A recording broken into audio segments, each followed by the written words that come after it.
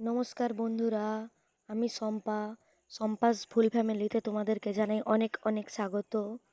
আজকে আমি যে জোনাপুরে থাকতাম, মানে দিল্লির জোনাপুরে, সেই রুমটারই আজকে তোমাদেরকে একবার হোম ট্যুর দেব।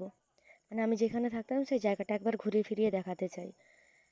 আজকে ব্লগটা এটা নিয়েই শুরু করছি, তো তোমরা কন্টিনিউ করো। আমি রুম থেকে বেরিয়ে পড়েছি। আমার রুম থেকে বেরানোর পরে দুটো রুম আছে, আগলিতে দুটো আর আমার সাইডে একটা, মানে তিনটে রুম।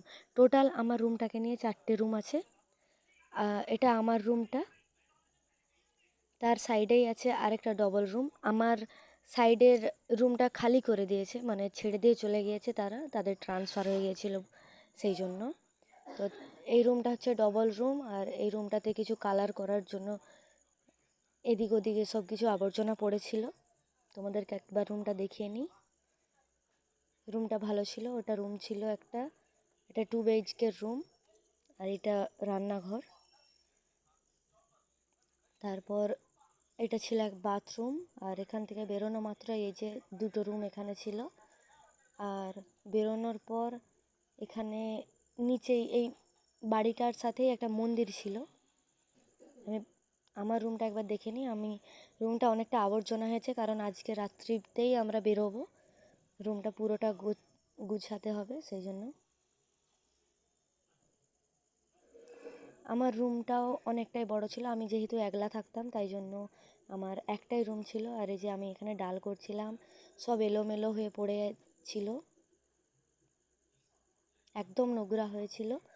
কিন্তু আজকেই একদম বেরিয়ে যাব বলে সেই জন্য এরকম নোংরা ছিল, তোমরা কিছু মনে করো না। আর এটা হচ্ছে বাথরুম।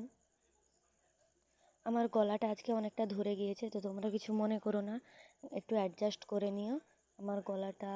আমার শরীরটা খুব খারাপ। দেশে আসার পরে আমি দেশে এসে ভিডিওটা কন্টিনিউ করছি, ভিডিওটা এডিট করছিলাম। আর ওটা ছিল নিচে মন্দির, আকাশ। এখন তোমাদেরকে ছাদটা একবার ঘুরিয়ে দেখাবো।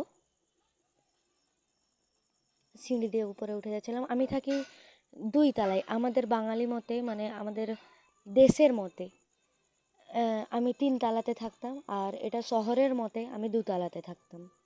এটা হচ্ছে ছাদ। আমি একদম রোড সাইডে থাকতাম।